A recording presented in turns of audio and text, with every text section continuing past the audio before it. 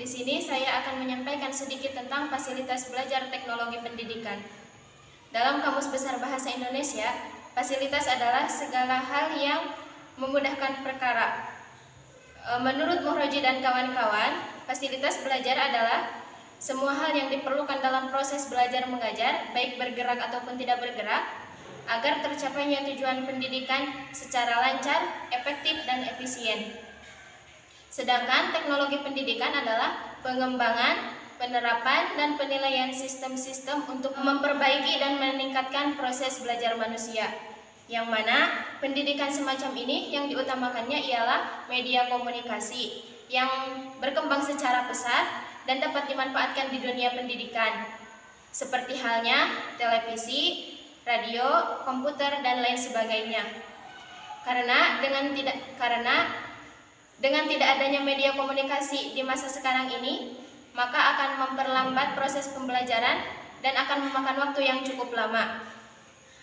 Jadi, fasilitas belajar teknologi pendidikan adalah segala sesuatu yang berupa benda gerak ataupun tidak bergerak yang diperoleh melalui pengembangan hasil teknologi industri yang bisa dimanfaatkan dalam proses pembelajaran untuk memberikan kemudahan, keaktifan, dan keefisienan agar tercapainya tujuan pembelajaran. Sekian, wassalamualaikum warahmatullahi wabarakatuh. Perkenalkan, saya Siti Nuraini dari kelompok 1. Jenis-jenis fasilitas belajar. Fasilitas belajar dapat dibedakan menjadi 2 jenis. Yang pertama, fasilitas fisik, yaitu segala sesuatu yang berupa benda atau fisik yang dapat dibendakan, yang mempunyai peranan untuk memudahkan dan melancarkan suatu usaha. Nah, fasilitas fisik ini juga disebut sebagai fasilitas material. Contohnya seperti perabot ruang kelas, perabot ruang praktek, perpustakaan, laboratorium, dan lainnya. Yang kedua, fasilitas uang, yaitu segala sesuatu yang bersifat mempermudah suatu kegiatan sebagai akibat bekerjanya nilai uang. Fasilitas ini biasanya dalam manajemen keuangan atau pembiayaan. Nah, menurut Wina Sanjaya, fasilitas belajar dibagi menjadi 2 macam. Pertama, sarana. Sarana merupakan segala sesuatu yang berkaitan secara langsung dengan peserta didik dan mendukung kelancaran serta keberhasilan proses belajar peserta didik, yang meliputi media pembelajaran, alat-alat pembelajaran, perlengkapan sekolah, dan lainnya. Di samping itu, sarana pendidikan adalah segala sesuatu yang dipergunakan pendidik dalam pelaksanaan pendidikan. Nah, macam-macam sarana pendidikan, yaitu sarana bergerak. Ialah sarana yang dapat dipindahkan atau digerakkan sesuai dengan kebutuhan pemakainya, seperti meja, kursi, lemari, atau alat peraga lainnya.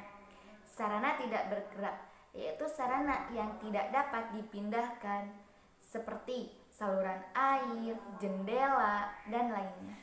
Yang kedua, prasarana adalah semua perangkat, peralatan, bahan, dan perabot yang secara langsung digunakan dalam proses pendidikan.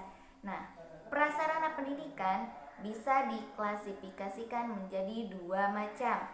Pertama, prasarana pendidikan yang secara langsung digunakan untuk proses belajar mengajar, seperti ruang perpustakaan, ruang praktik, laboratorium, dan lainnya. Yang kedua, prasarana yang keberadaannya tidak digunakan untuk proses pembelajaran, tetapi secara langsung sangat menunjang terjadinya proses pembelajaran. Nah, diantaranya adalah ruang kantor, kantin sekolah, kamar kecil, ruang kesehatan, dan lainnya. Assalamualaikum warahmatullahi wabarakatuh.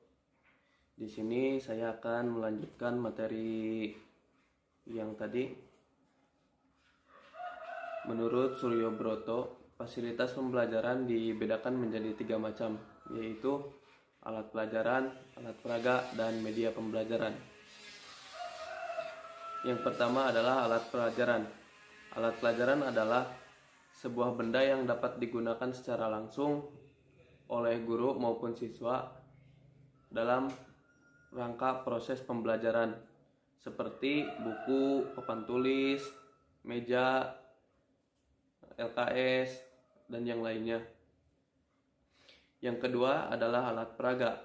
Alat peraga adalah semua alat pembantu pendidikan dan pengajaran, dapat berupa benda ataupun perbuatan, dari yang paling konkret sampai yang paling abstrak, supaya mempermudah penyampaian materi kepada siswa, seperti atlas, globe, patung peraga, materi RPP, silabus, dan yang lainnya. Dan yang ketiga adalah media pembelajaran. Media adalah sarana pendidikan yang digunakan sebagai perantara dalam proses belajar mengajar untuk mempertinggi efektivitas dan efisiensi pendidikan. Media pembelajaran dapat dikelompokkan menjadi beberapa macam, yaitu 1. Media audio seperti radio, tape recorder. 2. Media visual seperti gambar grafik, diagram, bagan, dan yang lainnya. Dan yang ketiga, media audiovisual seperti infocus, film, video, televisi. Adapun ruang lingkup fasilitas belajar sekolah menurut Sopiantin diantaranya adalah 1. Perencanaan pengadaan lahan. 2. Bangunan sekolah. Yang ketiga, perlengkapan sekolah. 4. Media pengajaran. Dan yang terakhir, sarana perpustakaan. Sekian dari saya. Assalamualaikum warahmatullahi wabarakatuh. Untuk materi ketiga akan menjelaskan tentang penerapan teknologi pendidikan dalam pendidikan agama Islam. Teknologi dalam pembelajaran diartikan sebagai mekanisme mendistribusikan pesan termasuk sistem pos, siaran radio dan televisi, telepon, satelit, dan jaringan komputer. Penggunaan teknologi dalam pembelajaran mengarah pada penggunaan internet atau jaringan komputer. Keberhasilan pembelajaran yang dilakukan dalam satu kegiatan pendidikan adalah bagaimana siswa dapat belajar dengan cara mengidentifikasi, mengembangkan, mengorganisasi, serta menerapkannya ketika proses pembelajarannya berlangsung. Penerapan teknologi dalam pendidikan agama Islam antara lain: pertama, menggunakan program PowerPoint dalam proses pembelajaran pendidikan agama Islam di kelas. Melalui program tersebut, guru hanya menulis poin-poin penting materi yang akan disampaikan. Kedua, menggunakan email untuk mengumpulkan tugas dari peserta didik. Selanjutnya, menggunakan mailing list untuk diskusi kelas yang diajarkan, menggunakan weblog untuk pembelajaran di dalam atau di luar kelas, menggunakan Google Form dan Google Meet untuk pembelajaran melalui video. Kawasan teknologi pendidikan diantaranya kawasan desain. Desain adalah proses untuk menentukan kondisi belajar. Kawasan desain mempunyai tujuan untuk menciptakan strategi dan produk pada tingkat makro seperti kurikulum, serta pada tingkat mikro seperti pelajaran dan modul. Contohnya, seorang guru ingin menjelaskan tentang cara menunaikan sholat yang benar. Yang kedua adalah kawasan pengembangan. Kawasan pengembangan merupakan lanjutan dari kawasan desain atau kawasan ini lebih tepat sebagai penerjemahan dari kawasan desain. Pada kawasan pengembangan meliputi hal-hal berikut, yaitu teknologi cetak, teknologi audiovisual, teknologi berbasis komputer, dan teknologi multimedia. Sekian, materi ketiga yang saya sampaikan. Mudah-mudahan bermanfaat. Materi berikutnya tentang pengaruh fasilitas pembelajaran terhadap pendidikan agama Islam. Fasilitas yang berupa sarana dan prasarana merupakan unsur terpenting di sekolah, di mana mutu pendidikan yang tinggi tidak mungkin dapat diwujudkan apabila sarana dan prasarana tidak ada di dalamnya. Dalam suatu proses belajar mengajar, sarana dan prasarana belajar merupakan salah satu penunjang suatu proses belajar mengajar. Seorang siswa dalam melakukan aktivitas belajar memerlukan adanya dorongan tertentu agar kegiatan belajarnya dapat menghasilkan prestasi belajar yang sesuai dengan apa yang diharapkannya. Nah, untuk dapat meningkatkan prestasi belajar siswa yang maksimal, tentunya perlu diperhatikan berbagai faktor untuk membangkitkan para siswa untuk belajar dengan efektif. Hal tersebut dapat ditingkatkan apabila ada sarana penunjang, yaitu faktor sarana dan prasarana belajar, dan dapat memanfaatkannya dengan tepat dan seoptimal mungkin. Contohnya seperti dalam dunia pendidikan, khususnya dalam proses belajar mengajar, untuk mencapai tujuan dan hasil belajar yang optimal, siswa banyak terpengaruh oleh motivasi-motivasi yang berasal di luar dirinya maupun di dalam dirinya. Atau mungkin dapat terpengaruh secara bersamaan sesuai dengan situasi yang berkembang. Dengan demikian, motivasi sangatlah penting, baik motivasi yang berasal dari dalam dirinya atau dari luar dirinya, karena keduanya dapat menjadi pendorong untuk belajar mengajar berjalan dengan lancar.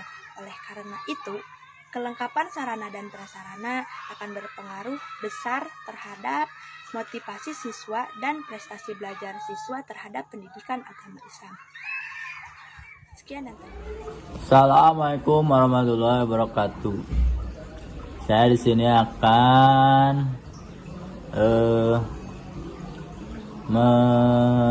menyebutkan manfaat teknologi pendidikan dalam pendidikan agama Islam. Yang ke satu, meningkatkan produktivitas dan standar pendidikan. Kedua, membantu guru dalam menyampaikan materi pembelajaran. 3. Sebagai alat dan mendukung pengembangan pengetahuan sehingga memudahkan siswa dalam mendapatkan berbagai macam informasi. Dan keempat, memperluas wawasan dan meningkatkan kreativitas siswa. Kelima, menciptakan aktivitas belajar yang lebih menarik sehingga membuat siswa semangat dalam mengikuti kegiatan pembelajaran. Keenam, membantu meningkatkan kemampuan dan mengembangkan daya pikir siswa. Yang ketujuh, mengatasi keterbatasan ruang, waktu, dan daya indera. Sekian dari saya. Assalamualaikum warahmatullahi wabarakatuh. Alhamdulillahirrabbilalamin. Sekian presentasi dari kelompok kami. Mohon maaf apabila ada kekurangan dari penyampaian materi kami. Wabillahi taufiq wal hidayah. Wassalamualaikum warahmatullahi wabarakatuh.